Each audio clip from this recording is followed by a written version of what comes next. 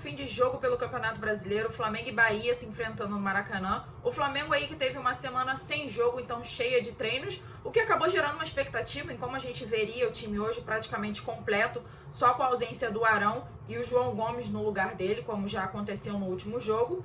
E logo no começo a gente achou que seria um jogo assim, em que a gente ganharia tranquilamente, com o Bruno Henrique fazendo um golaço antes mesmo dos 5 minutos de jogo.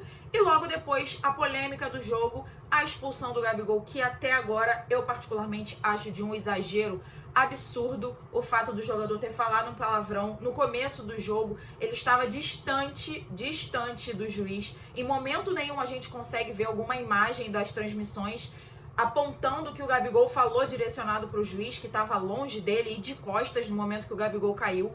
Foi expulso, virou uma confusão tremenda. Eu acho que sim, que os jogadores sentiram aquela expulsão, não só por perder o jogador, mas pela forma que foi, de um jeito tão estranho e que deixou a gente sem entender absolutamente nada.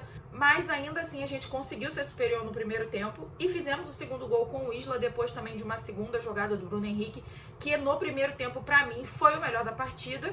E na volta do intervalo, parece que o time sentiu mais ainda a expulsão do Gabigol do que no primeiro tempo, logo que ele tinha sido expulso. O time entrou completamente desligado e em 15 minutos o Bahia já tinha virado o jogo. O Flamengo ganhando de 2-0, o Bahia conseguiu virar o jogo em 15 minutos. Lembrando que o Bahia, pelo menos até o momento, né, de começar o jogo, era o primeiro time fora da zona de rebaixamento. Então, acontecer aquilo de uma forma tão rápida que a gente mal piscou, já tinha tomado a virada depois de estar ganhando de 2-0, é bem absurdo e foi nítido que o time sentiu aquilo. A gente fica se perguntando mais uma vez sobre a questão do psicológico dos jogadores, que chegou a ser ironizado algumas vezes pelo Marcos Braz, o que eu acho um equívoco.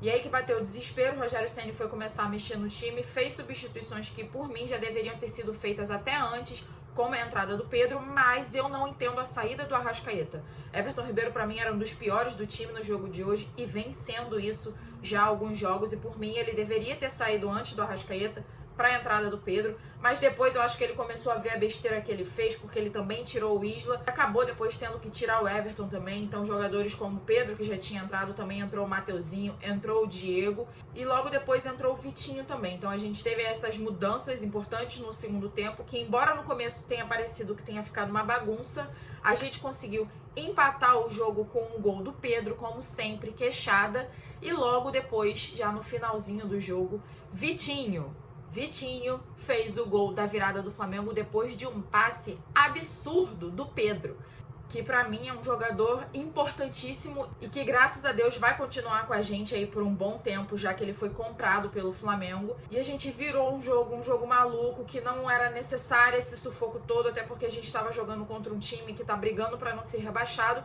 mas o importante são os 3 pontos.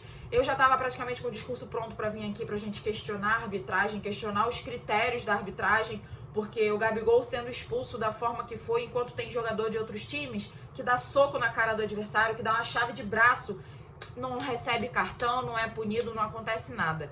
Mas no final do jogo, para quem estava acompanhando o jogo pela televisão, pelas transmissões aí, viu provavelmente o depoimento do Gerson, uma coisa que ele mesmo disse que não é o tipo de coisa que ele fala, porque ele nunca tinha sofrido na pele, mas ele foi e falou sobre o racismo que aconteceu já no final da partida. Em alguns momentos a gente até percebeu o Gerson bem nervoso, mas a gente assistindo o jogo não conseguia saber direito o que era. E ele falou sobre um jogador do Bahia que falou pra ele: cala a boca, negro. Isso é um absurdo, não é possível que em dezembro de 2020 a gente tenha que vir aqui questionar e se perguntar como que é possível que isso ainda exista no futebol. Assim, é tão absurdo que é difícil de eu chegar aqui e conseguir colocar pra fora a raiva que eu sinto com essas situações. O jogador que foi racista dentro de campo e não aconteceu absolutamente nada.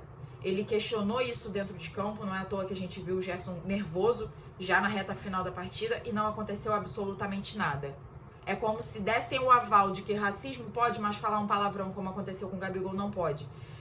E dói de verdade a gente ter que, depois de um jogo como esse, a gente tendo tanta coisa pra falar, pra enaltecer, pra criticar, e aí no final do jogo o Gerson dá um depoimento daquele na entrevista, que o Gerson pra mim foi o melhor jogador do Flamengo na partida de hoje, principalmente no segundo tempo.